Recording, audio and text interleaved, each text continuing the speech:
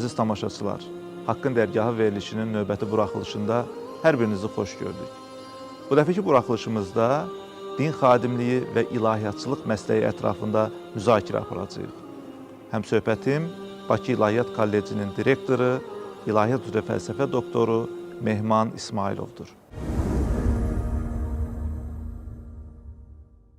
Mehman müəllim, xoş gördük. Salam, xoş gördük. Mehman müəllim, bugün məlumunuz olduğu kimi biz ilahiyyatçılıq və din xadimliyi haqqında danışırıq. Müasir dövrün vacib məsləklərindən biri olaraq ilahiyyatçılıq və din xadimliyi bizim qarşımıza çıxır. Bugün Azərbaycanda da bu istiqamətdə addımlar atılır. Siz özünüz də gələcəyin din xadimlərini, ilahiyyatçılarını yetişdirən bir quruma rəhbərlik edirsiniz. Bax, bu mənada istədik ki, ilahiyyatçılığın, eyni zamanda din xadimliyinin müasir zamandakı, dövrdəki, müasir cəmiyyətlərdəki roluna sizinlə toxunaq. Mən ilk sualımı buradan yola çıxaraq vermək istəyirəm. Din xadimliyinə və ilahiyyatçılığa zərurət müasir cəmiyyətdə nədən irəli gəlir? İstərdim əvvəlcə bunu açıqlayaq. Əlbəttə, bugünkü şəraitdə, mövcud şəraitdə ümumiyyətlə cəmiyyətdə dinin yeri və rolu məsələsi, dinin mahiyyəti məsələsi, eyni zamanda din xadiminin yeri, ilahiyyatçının yeri və rolu məsələsi ilə eyni məsələdir. Bu prizmadan yanaşmaq lazım. Din hər dövrdə cəmiyyətdə mühüm rol oynayıb. Yəni, bəlkə əvvəlki dövrlərdə, xüsusilə ənənəvi cəmiyyətdə dinin rolu həddindən artıq çox güclü idi. Modern çağda, modern dövrdə dinin əvvəlki təbii ki, rolu ənənəvi cəmiyyətdəki qədər deyil. Amma bu demək deyil ki, din tamamilə ortadan yox olub və s. Sadəcə olaraq din daha çox ictimaiyyətdən daha çox fərdə yönəlib. Xüsusilə bu müasir, modern baxışın bir təsiri olaraq fərdə yönəlib və müəyyən məsələlərdə özünü fərqli şəkillərdə təqdim etməyə başlayıb. Bu nöqteyi nəzərdən təbii ki, din xadimi və ilahiyyatçı müasir cəmiyyətdə necə olmalıdır, onların nə kimi rol var məsələsinə məhz bu prizmadan baxmaq lazımdır. Bəzi şeylər var, bilirsiniz, dəyişməzdir. Yəni, dinin özü ilə bağlı necə dəyişməzlik əsasdırsa, dinin əsas prinsipləri necə dəyişməzdirsə, din xadiminin də fərqi yoxdur. 15-ci əsrdə, 16-cı əsrdə və ya 20-ci əsrdə fəaliyyət göstərsin, onun üçün dəyişməz olan prinsiplər var. Bunu biz yəni, elmi hal kitablarında, fiqh kitablarında oxumuşuq. Kimlər din xadimi ola bilər, bunun üçün. Bunların başında, məsələn, belə deyək, güvənirlik gəlir. Yəni, bilirsiniz ki, güvən Peyğəmbərimiz sallallahu aleyhi və səlləmin əsas vəsiflərindən biri idi. Və digər bir məsələləri mən xüsusilə vurğulayım. Bilirsiniz, məşhur belə bir Əl-uləmə vərəsətul ənbiya, alimlər Peyğəmbərlərin varisləridir. Məhz bir din xadiminə və ya bir ilahiyyatçıya biz bu prizmadan baxmalıyıq. Onlar Peyğəmbər mirasının daşıyıcılarıdır. Təbii ki, xristianlıqda da belə deyək ki, bugünkü keşişlər və digər deyək ki, dini rütbəni daşıyan din xadimləri İsa Peyğəmbərin yolunun davamçılarıdır, bilirsiniz. Orada biraz fərqlidir təbii ki, bu məsələ. Amma İslamda məhz bu prizmadan baxanda ilahiyyatçı və din xadimi də Peyğəmbərimiz sallallahu aleyhi və səlləmin davamçıdır, yəni mirasına sahib olaraq onu cəmiyyətə çatdırandır. Bu prizmadan ona çox böyük bir məsuliyyət düşür. Çünki Peyğəmbərimizin və onun gətirdiyi, Allah Taala'dan gətirdiyi müqəddəs kitabımız olan Quran-ı Kərimin prinsiplərini insanlara çatdırmaq təbii ki, çox böyük bir missiyadır. Bəzən bilirsiniz, biraz da keçmişdə, xüsusilə də Sovet dövründə bu din xadimi obrazına yönəldilən o müəyyən o mənfi münasibət, təbii ki, bugün o getdikcə dəyişir, mən düşünürəm ki, o zamanla daha da dəyişəcək.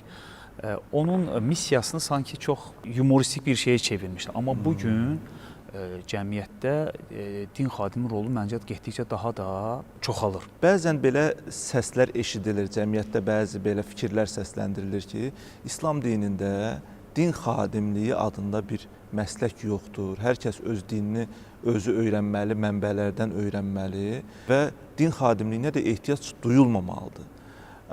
Bax, bu fikrə, bəlkə də absurd deyə biləcəyim bu fikrə siz necə açıqlayardınız? Təbii ki, bütün insanlar dinin müəyyən prinsipləri var ki, onları hər hansı bir din xadimi olmadan, ilahiyyatçı olmadan öyrənə bilər. Yəni bunu açar, oxuyar, eşidər və s.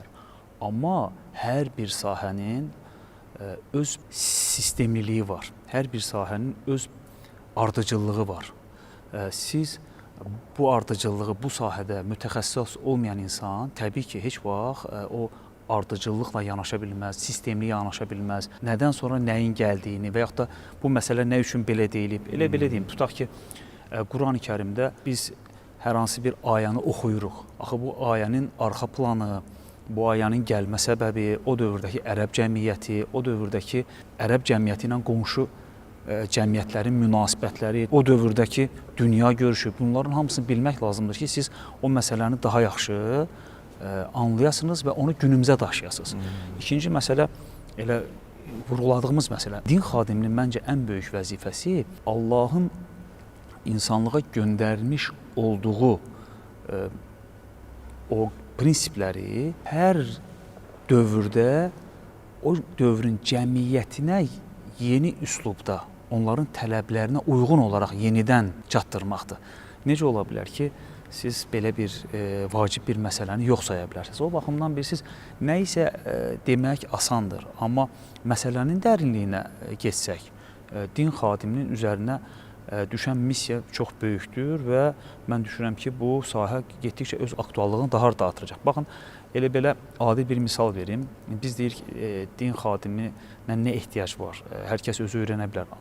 Görürsünüz, hər keçən gün dünyada sürətli dəyişikliklər baş verir. Artıq süni intellekt erası, nə bilim, buna bənzər müxtəlif ifadələr eşidirik. Hal-hazırda çox maraqlı bir statistikaya mən keçən dəfə gözüm çataşdı. Azərbaycanda bu il, yəni 2025-ci ildə universitetlərə qəbul statistikasına baxdım. Ən yüksək 650, 680, 690, belə hətta 650-dən də yuxarıda. Ballar hamısı texniki fənlərə. Yəni bu daha çox süni intellektlə bağlı, müxtəlif sahələrin mühəndisliyi ilə bağlı və s. Baxın, insanlıq dünyanın hər yerində artıq bu istiqamətdə gedir. Amma bir müddət sonra bu sahədə müəyyən başqa problemlər yaranacaq. Çünki insan heç də hər zaman tək maddi, texniki baxımdan dünyada yaşaya bilməz. Onun bir mənəvi dünyası var. Keçən mən bir yerdə oxudum ki, Almaniyada onlayn satış sistemini ləğv etmək istəyirlər. İndi müəyyən səbəbləri var və s. Yəni demək istədiyim odur ki, baxın, din xadimi mənə elə gəlir ki, 5-10 ildən sonra indiki şəraitdə din xadimi də cəmiyyətə xitab edə bilməyəcək, amma gələcəkdə bu dediyim məsələlərdən ortaya çıxacaq müəyyən krizislər, hansı ki bu krizislər həm fərdi, həm də ictimaiyyət həyatda hiss olunacaq. Mənə elə ki, o krizislərin həllində ilahiyyatçıların, din xadimlərinin də böyük rolu olacaq.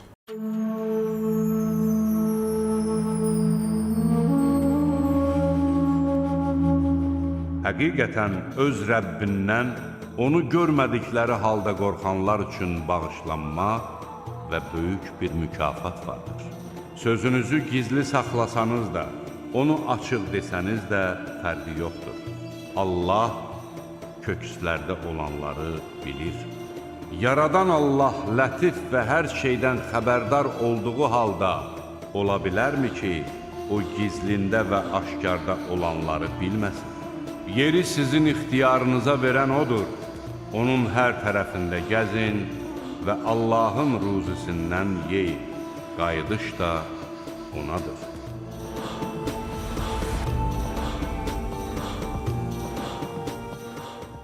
Müasir cəmiyyətdə artıq məsləklər bir-birindən ayrılıbdır və müasir cəmiyyətlərin ortaq xüsusiyyəti budur ki, insanlar öz fərdi həyatlarını yaşamaq, qazanmaq məcburiyyətindədirlər, öz ixtisaslarında dərinləşməyə çalışırlar.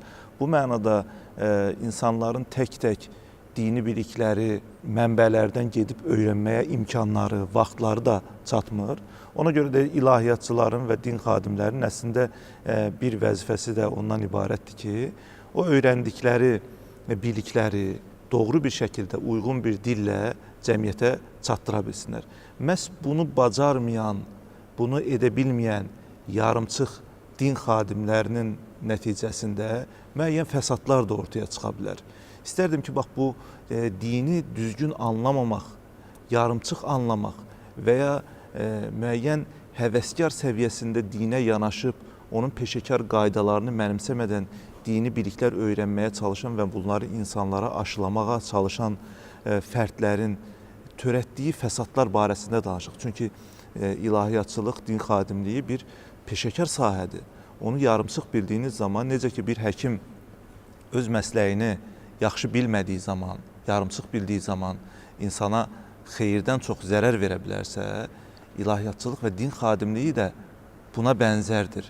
Yəni orada da yarımçıq bilgilər insanları başqa istiqamətlərə, bəzi radikal meyllərə apara bilər. Bax, istərdim bu məsələni biraz aydınlaşdırasınız. Sizin dediyiniz kimi hal-hazırda dünyada biz baxırıq ki, o ixtisaslaşma məsələsi getdikcə daha çox qollara ayrılır. Din xadimlərinin də artıq klassik, ənənəvi din xadimi kimliyindən sıyrılması zamanın şərti yox, artıq tələbidir. Yəni dünyada gedən proseslər dünyanın hər yerinə təsir edir. Yəni bugün Avropa cəmiyyəti, Amerika cəmiyyəti, Asiya cəmiyyəti, Afrika cəmiyyəti, Latin Amerikası və s. Avstraliya fərqi yoxdur. Dünyanın harasına gedirsiniz, gedin.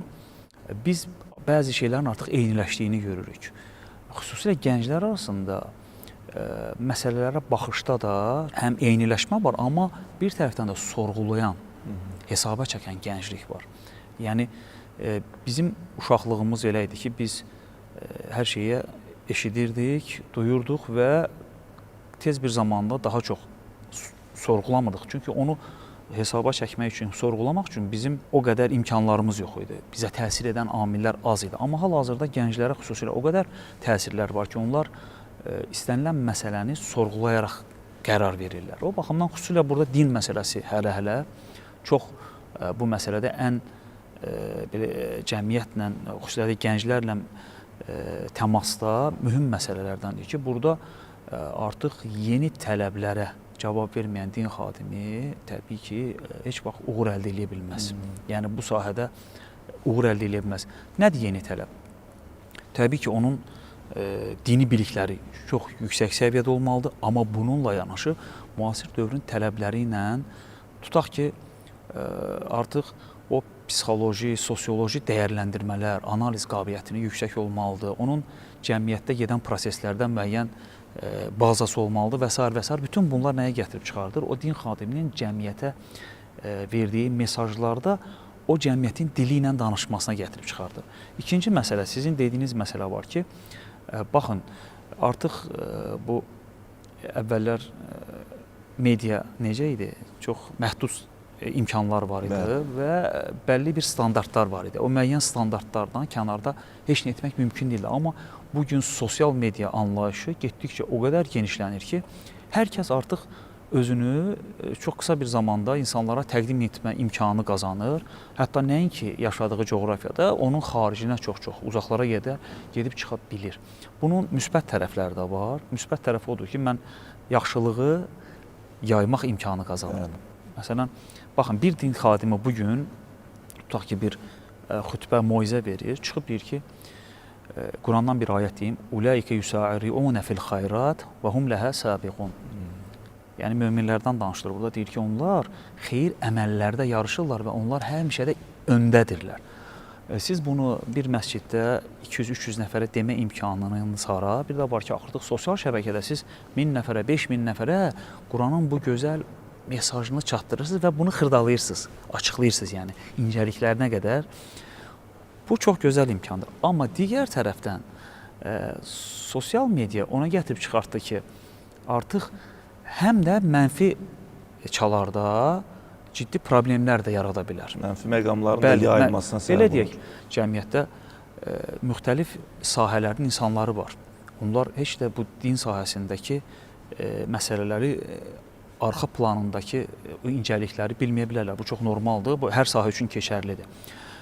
Mən çıxım sosial şəbəkədə əslində bilinən bir mövzunu başlayıram ki, yox, bu belə deyildi, 13 əsrdir insanlar səhv başa düşüb, yəni 13-15 əsrdir, yəni necə oldu ki, bu qədər İslam coğrafiyasında hamı yanlış anladı? Sadəcə olaraq, təbii ki, bugün problemlər varmı? Biz eyni ilə 15, 16, 18-ci əsrin İslamını bugün yaşada bilmərik. Bu başqa bir məsələ. Amma siz hər məsələni artıq gətirib ora bağlasaz, insanlar bilmirlər, bugünkü ilahiyyatçılar bilmirlər, sadəcə biz bu məsələni bilirik. Bu son dərəcə populist çıxışlardır və kütlə də belə deyək də, insanlar da bu sosial mediadakı izləyicilərdən gedir. Ona daha çox inanmağa başlar. Niyə? Çünki bir bazaları yoxdur. İki, ümumiyyətlə sosial şəbəkədə kimlik məsələsi çox vacib məsələdir. Belə deyək, gündəlik həyatda insanın kimliyini təsbit etmək çox asandır. Mən sizinlə 3 gün, 5 gün bir yerdə qalıram və yaxud da bir yerdə söhbət edirik və mən aşağı-yuxarı sizin savadlığınızı, dünya görüşünüzü və digər məsələlər, xarakteriniz haqqında müəyyən təsəvvürüm oyanır. Amma sosial mediada sizin kimliyinizi onun zaten adı üstündə təyin etmək mümkün deyil. Mümkün deyil. Yəni o süni əslində kimlikdir. Təbii ki, onun içini ancaq biz gündəlik həyatda necə doldurulduğunu görə bilərik. O gözəl imkanlar bu dəfə mənfi yönə çevrilir. Bu da gətirməyə çıxardır. Məsələn, siz əvvəl 5 nəfərə, 10 nəfərə mənfi nəsə aşılanma imkanı qazanırsınız. Bu dəfə sosial şəbəkələr vasitəsilə minlərlə insana yanlış bilikləri, məlumatları vermə və onları yanlış yönləndirmə məsələsinə gedib çıxa bilər. Bu da ki, necə əvvəllər fanatizm, cəhalət, radikalizm ifadələri işlədirik, artıq onlayn cəhalət, onlayn radikalizm, onlayn fanatizmin yayılmasına gətirib çıxarda bilər. Allahın köməyi və qələbə gəldiyi zaman insanların dəstə-dəstə Allahın dininə girdiklərini gördükdə həmd ilə Rəbbini təriflə və ondan bağışlanmağını dilə. Həqiqətən o, tövbələri qəbul edəndir.